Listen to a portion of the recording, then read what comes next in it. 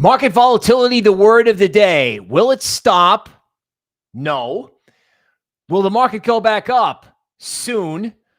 Why is it so volatile now? I will tell you. Make sure you watch the video. This is the Market Update. I am your host, Bill Noble. Welcome to the Morning Market Update. Why did the market go down yesterday? No particular reason, except I think big players leaning on the market, leaning on altcoin perpetuals to try to push it down, to try to get as much crypto as they can. Because if you look at what's going on in other countries, and we'll go over it, there's a lot of crazy stuff happening out there. Legacy is breaking and everyone's moving over to crypto. Now you're like, why does that mean crypto's going down? Well, because when they wash out the speculators and they wash out the short-term players, and these dealers push and push and push and push by getting short and short and short, guess what? When they either get the crypto they need or they realize they can't, what do they do with all these altcoin shorts? They cover them quickly, right? So if you're trying to push the market down, you're shorting everything, and then all of a sudden it just stops and goes up, well, then you have your answer, right? In other words, all the big boys that need to buy, Michael Saylor's like on the tape right now going, yeah, Bitcoin's going to stay volatile. Yeah, because these people who are pushing the market down are trying to fill his orders. Now, meanwhile, back at the Legacy Ranch, we have a lot of wild things happening. I think they're eventually going to come to the conclusion that Legacy is kind of broken, and I'm going to tell you why. So what do they want in the United States? What does the orange man want? He wants Powell to cut rates because rates are too high, and rates probably are too high. But in the United Kingdom, they've been doing kind of what Trump wants to happen over here. They have been cutting rates and cutting rates and cutting rates, and food inflation over there is crazy, but they just keep cutting rates. Okay. Well, this morning, you know, their inflation number in the UK hit the highest in 19 months. And of course, you know, whatever the number is, it's twice whatever the number is. And their bond market is in trouble and has been for a couple of days or a couple of weeks. So you got crazy things happening over there, and you got crazy things happening over here. Like, for example, did you know the unemployment rate in California is now 5.5%? Because everything's going so great in AI, I guess, or AI is having an impact, or I don't know. Unemployment is rising. Meanwhile, back at Wall Street, they're talking about a frenzy of IPOs, right? Remember how I would talk about the innovator, the imitator, and the idiots? You know, when you start seeing, oh my God, what's the next IPO? How many IPOs can we do? I mean, we're at the start of that. But that eventually gets stupid. It's not there yet, but I'm always like, it always reminds me of 2000 when I see, oh my God, here come all the IPOs. Meanwhile, the world's kind of like falling apart. Like, crypto IPOs coming soon. And yesterday, Binance publishes a tweet with the McDonald's hat. Like, this volatility it's gonna blow people's mind. Flipping back to Legacy. And again, this is bizarre. The stocks of retailers are falling out of bed. You know, Target, one other company, Walmart reports earnings today. Supposedly the tariffs are biting. Whatever, right? There's no job growth, and there's been layoffs, and now it's been going on for months. Now she's showing up in the numbers. So they cut rates in the UK, and that was wrong. And they kept rates high in the United States, and that's wrong. Does that sound like a system you want to play in? I don't want to play in that system. I want to play in crypto, in this system. Then you're going to look at me and go, okay, big boy, well, why is it going down? Why are my bags getting wrecked? Like I said, they're just washing out the speculators, blowing everyone out, getting everyone bearish, which everyone was yesterday. And as I keep saying, all this really is big players trying to push it down so they can get as much crypto as they can. And again, the volatility, like the UK inflation numbers were terrible. Crypto went down, and then crypto came straight back. Now, let's go to technical analysis via our little shorts feed where I talk you through it. Failed rallies are bad. As long as it's not a failed rally, if it's a range, if it's chop, that's annoying. Okay, it's annoying. But as long as it's not like it goes up overnight the way it did, and then everything turns around and goes down again and makes a new low. Like, that is awful. We don't know if this correction is over now. Certainly looks that way in altcoins. Or whether you got more to go, you honestly won't know that probably until the close at 5 o'clock. Because if the whole market is up massively, obviously it's done. It's not a failed rally. The only thing I don't like about what's going on right now is one of my favorite coins, Zcash, a privacy coin, is up 10%. Normally when Litecoin and Zcash go up, it's generally not constructive for the overall market over the next couple of days, but we'll see. What we're doing is we're keeping our fingers crossed, that any of these bearish notions in legacy fade away. And everybody comes back into crypto and goes, hey, you know what? I mean, you realize that ETH DeFi, like API 3, which is a DeFi oracle for ETH, Band protocol, I just looked before we got on the air, was up. Like, ETH DeFi is waking up. And if the market stops going lower, it's because they're coming after Ethereum because nobody was able to really get it on the way up. It moved too fast. So if they get their dip, I suggest, they're going to have to take their shot. So a lot of people got depressed yesterday. I understand the market is volatile, but there's nothing to be depressed about. I mean, your P&L doesn't look great, but if you listen to this stuff I just read to you, legacy, inflation, unemployment, right? A government show in Washington, spending. Goldman came out this morning to add to the humor and said, stablecoins are going to be a multi-trillion-dollar market. That's how you know IPO mania is coming, right? Because research departments have to put out research that gets their customers interested in the IPOs in order to demonstrate to the people who are RPOing that they should do it through Goldman or whoever. It's like, wow, $1 trillion to stablecoins. I think we've been hearing about that for some time. So you have a very constructive but very volatile situation. Now, here's the good news about volatility. You hear some of this from Michael Saylor, but perhaps not exactly the way I'm going to tell you. Michael Saylor says volatility is energy. And you're like, well, what does that mean?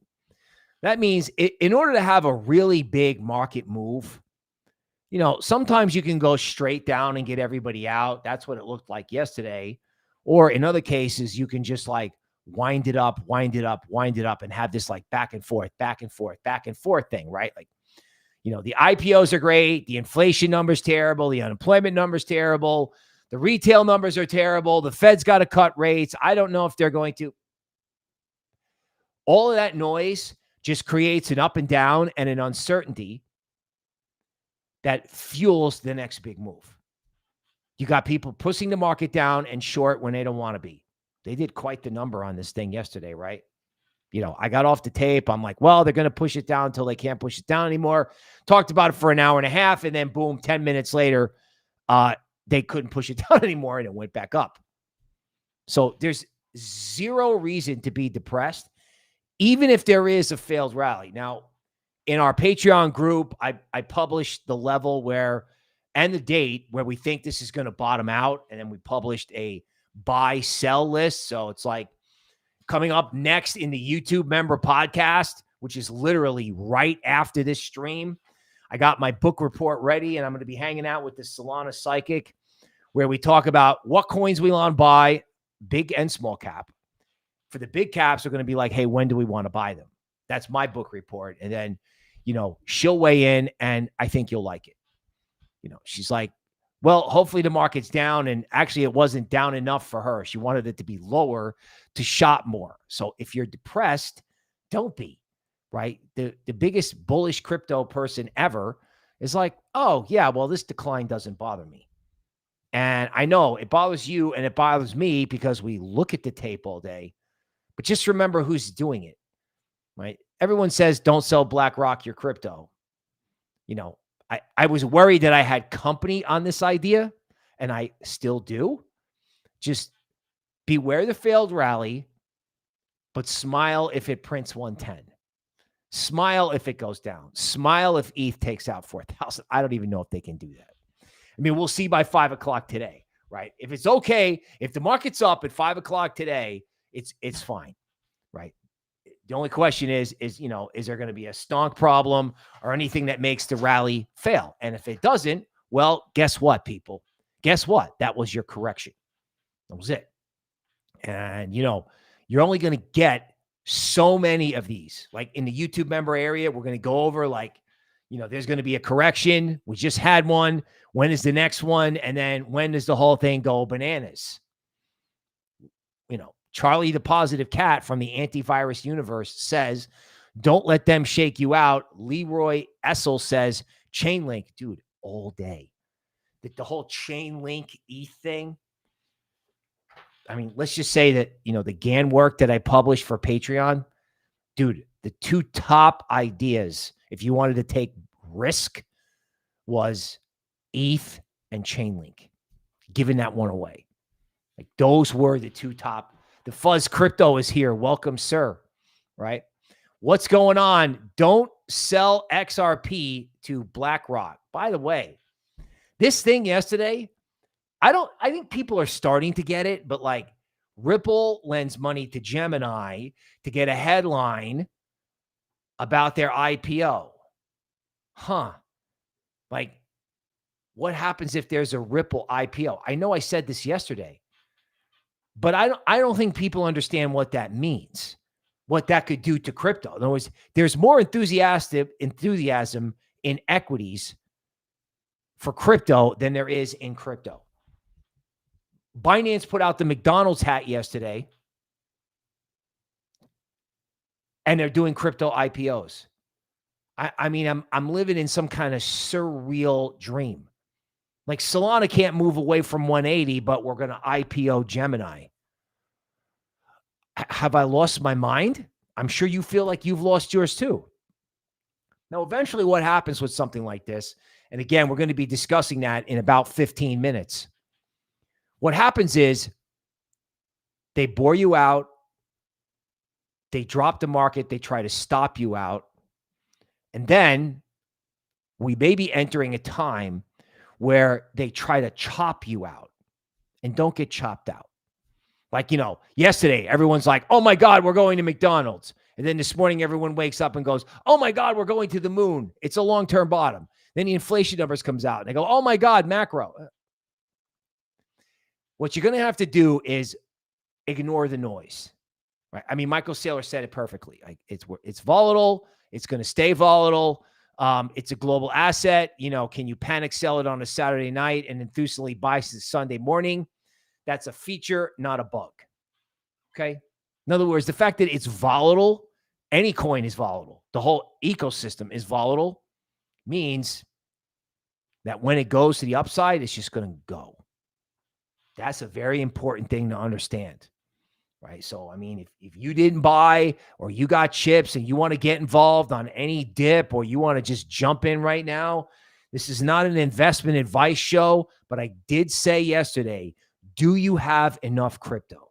This is the question you should be asking yourself.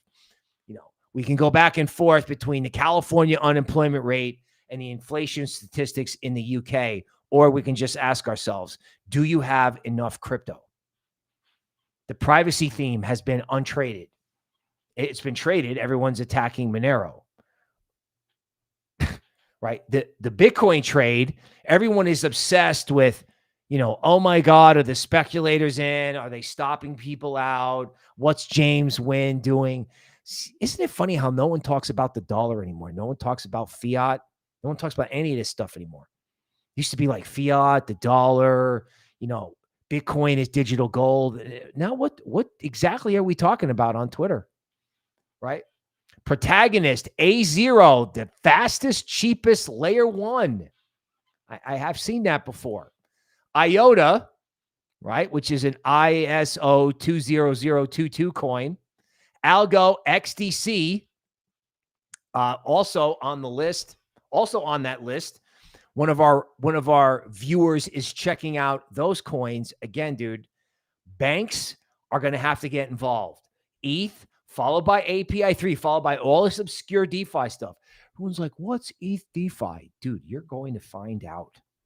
Whether this stops today or this stops later. Again, my colleague who will be on the air with me in 10 minutes, who has been talking about ETH being undervalued and ETH DeFi, it's going to happen. It's happening now. It's happening now. And we're distracted by whatever we're distracted by, by BlackRock, as somebody said, right? I mean, somebody said 15% Ondo, XRP, ADA, and HBAR. Yeah, man, let's go. Yeah, I mean, I got Ondo. I'll just sneak it out here. Ondo, I've got on my book report that my colleague helped me with. And what was cool is we put it in the Gann model, and I got the date where you should buy it for that exact low, assuming it was yesterday. But, the next dip, I got the dip days and the upside targets for all those kind of related coins, right? And I think you're going to find that really, really interesting. Bitcoin and Ethereum treasury companies. Cringe or not? Let me know what you think in the comments down below. You know what? They were cringe, but they're actually starting to prove people wrong. Everyone thinks they're going to get destroyed, and they're not. Everybody thinks Michael Saylor is a fake, and he's not. He's not. Now, I don't know about these Bitcoin treasury companies. I don't know. I know they're trying to make their stocks go up. What happens when the enthusiasm in equities or the bullishness that is out there actually gets traded in the market? In other words, the crypto market is still suppressed. I mean, yesterday was a classic case, right? A classic case of some kind of suppression, where they just keep hitting it and hitting it. The charts look terrible, but, when I'm looking at all like the 90-minute charts, the bottom was pretty clear yesterday afternoon, and now you've just got all this wild volatility. Don't let volatility change your mind about price, because everyone is bearish when it's down, and then 6 hours later, everyone's bullish. This will mess up your mind. JP is here from Southern California. Daydream Believer STL is also here. And Max Smith says Ondo is going over 100. Well, that's good, because, we have buying it at 88 to 92 cents. And of course, Ondo it's a good reminder that BlackRock doesn't want to build its own real world asset project. They don't. They want to partner with somebody. Brave Bunny Ip. What's up, sir? Good morning. They actually want their own. They want to partner with somebody. How many partnerships have you heard announced in real world assets? None. Everybody thinks they want stonks on the blockchain. They got to get things like private equity, like the stock of OpenAI and Ripple that's not public yet. You want to get that running on the blockchain. You're like, Bill, I don't even know what you're talking about. And I understand that. That's fine. But that's what the real world asset game is. No one's talking about it. None. No DePIN, no modular blockchain, no AI. ETH DeFi woke up yesterday. And yeah, there is so much to do. And if last night was a failed rally, here's my advice. Be not afraid. Okay. If everything's good at 5 o'clock, I love it when it works out, right? I love it when they get squeezed out of their shorts.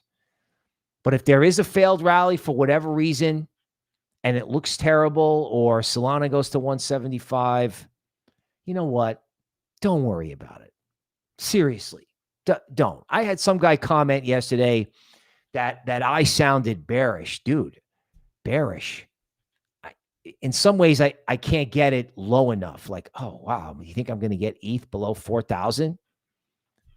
I don't know. Probably not. But if I did, that would be wonderful. And there's all this macro stuff, and I spit it all out because I know what it is. And then I look at the chart, and I realize no one cares because crypto is now doing its own thing, which my colleague who is coming up in 5 minutes, Toby Ward, in the YouTube member podcast, calls the decoupling, which is like where crypto does its own thing. Now, of course, if you want to hear all about that, you want the large cap dates and the small cap picks because the market is oversold and the cheap may get a little cheaper, or today might be it. You want to get over there. So coming up next on our YouTube channel, YouTube member podcast. That's it for today. We will see you tomorrow.